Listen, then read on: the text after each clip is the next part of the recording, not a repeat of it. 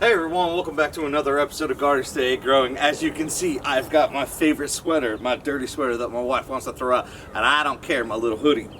Loving it. It's back in action. I pulled it out of the closet this morning for this chilly October 25th Sunday morning day.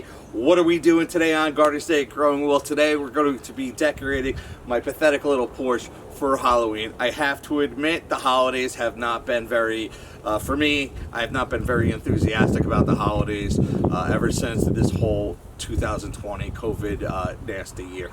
But what I'm going to do today is I'm going to go around the garden. I'm going to pick all the things that I think would make perfect decorations for this porch. I do have some store-bought stuff, but I do know I have like corn and pumpkins, and let's see what else we can find in the garden that we can use to decorate this porch. So let's just get into it.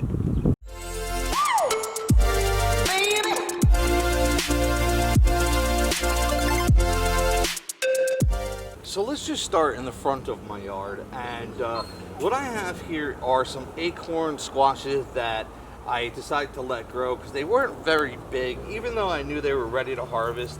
And if you go back and you watch my how to harvest squashes, pumpkins, and watermelons, you will see you just follow the stem up to your first curlicue. If it is completely dead, it is ready to harvest. So it's not a big acorn squash, but if I leave it here, it's just gonna rot, and I'll show you an example of that when we move over to the other side. So I have my medium grade Fiskars, and we're going to I'm going to take both of these. See this one curlicue closest to the stem is completely dead.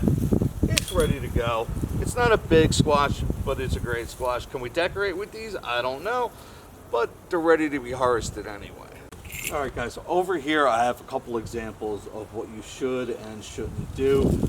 Over here on this fence I have this magnificent pumpkin, and I haven't grown one like this yet this year. I'm going to just remove some of these dead leaves. I'm going to remove this whole branch, it's just dead. And it's an amazing looking pumpkin. I'm going to leave this here. I see a couple more growing actually in my rose bush I'm going to leave, but I want to show you an example of what happens when I should have harvested something, I should have known better, and I didn't. And I thought that this watermelon was fine until I took a closer look and I saw how squashed down it is. And then when I picked it up, it's just...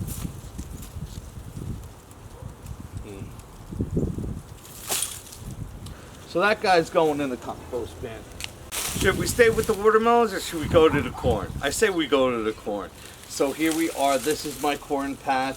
I didn't harvest a lot off of this. I mean some.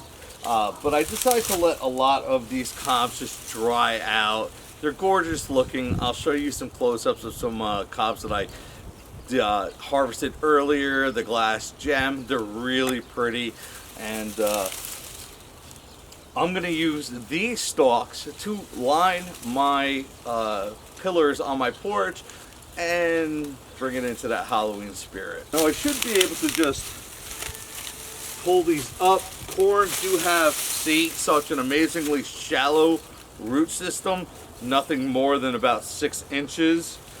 But I am going to cut these balls off and I'm going to add them to my compost pile. So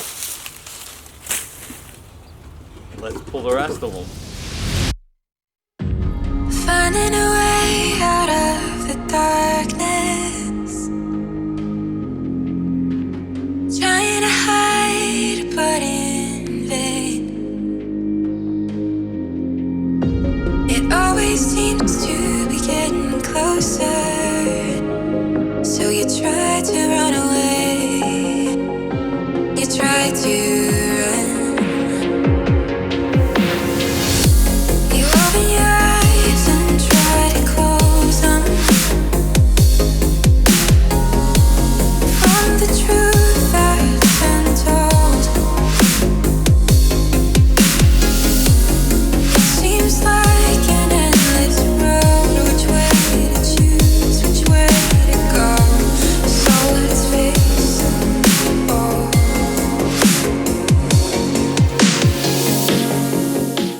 Look at this corn, Nicole.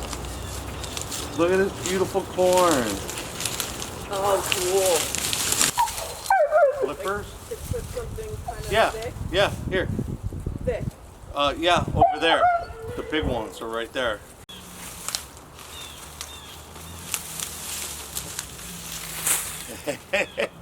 I gotta tell you guys, sometimes you just get surprised on top of surprise on top of surprise. So,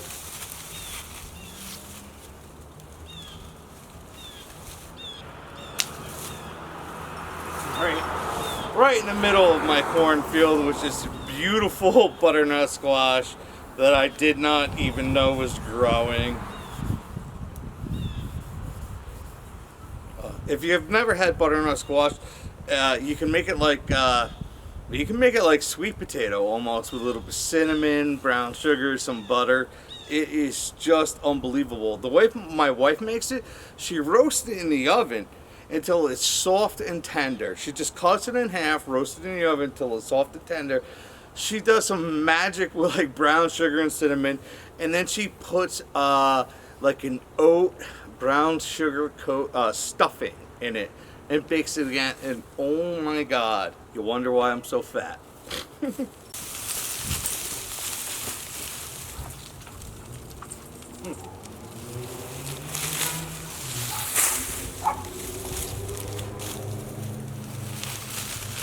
I did not think for a second that I was going to end up with this much corn.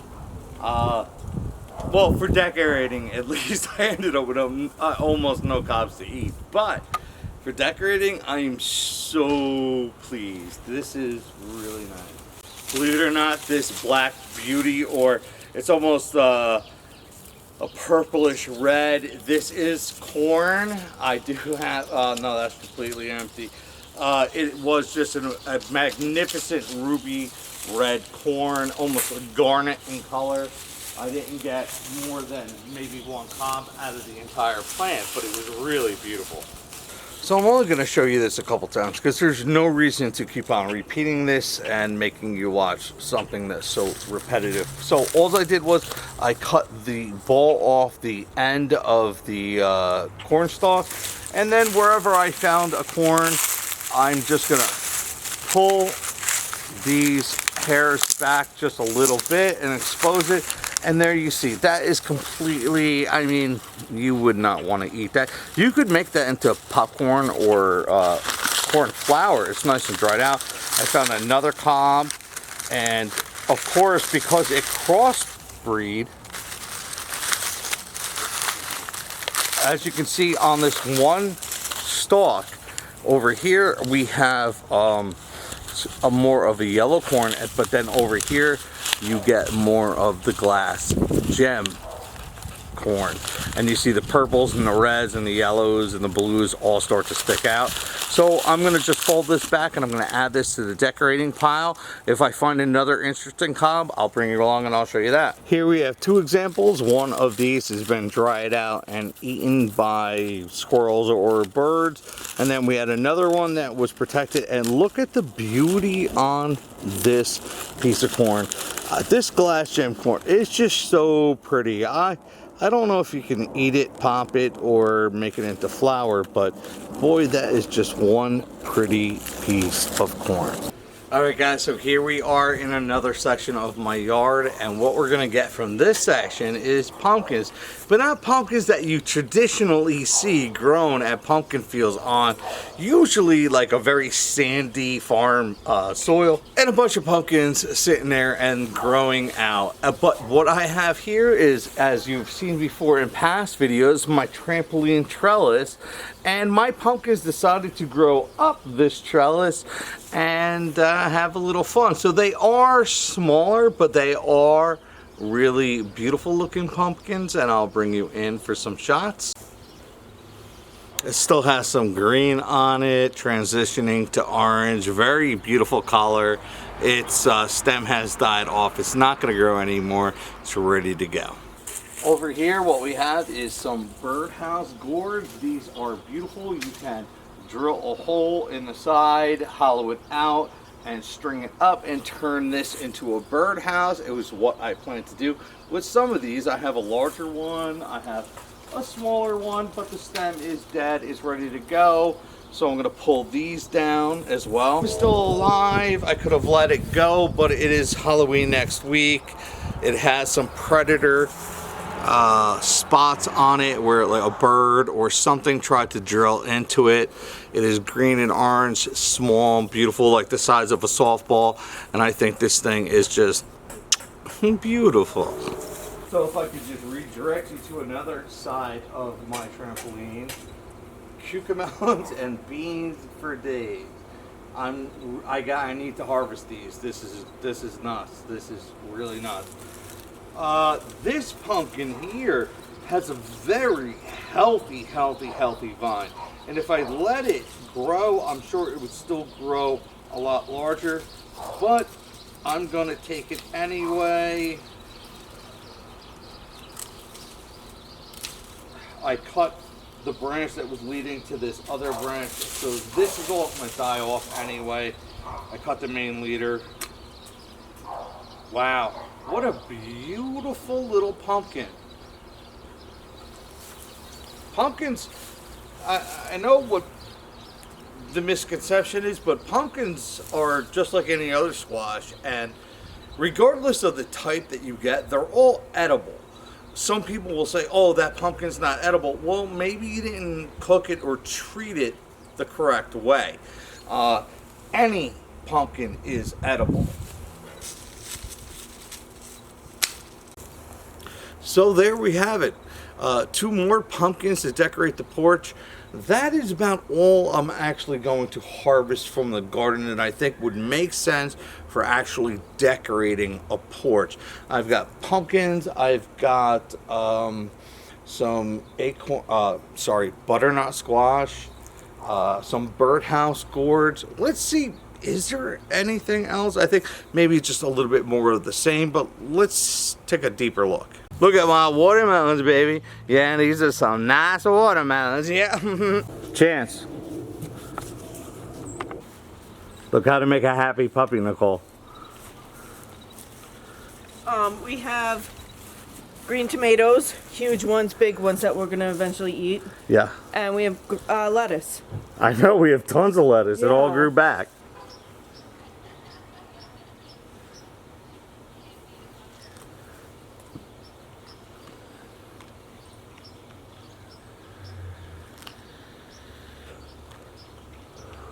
Hey everyone, okay, so here we are at my abysmal porch, and I'm gonna make an attempt to try to decorate it with as many things as I can that I found in my garden yesterday.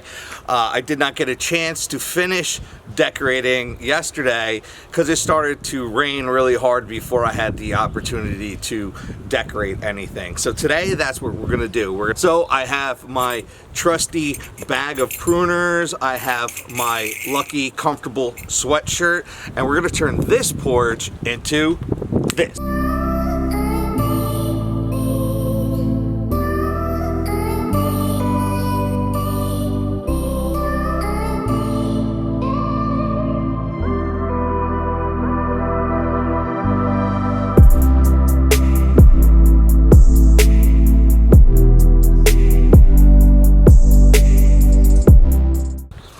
Okay guys, real quick, I'm gonna have to end this video. It's starting, I know it doesn't look like it.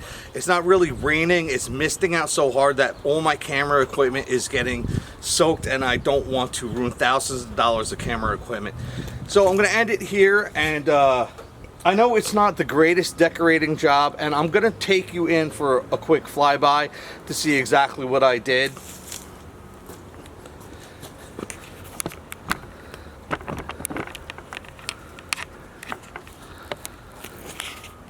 So basically all I did was I took all that corn, I bundled it up, and I put it on the corner post here.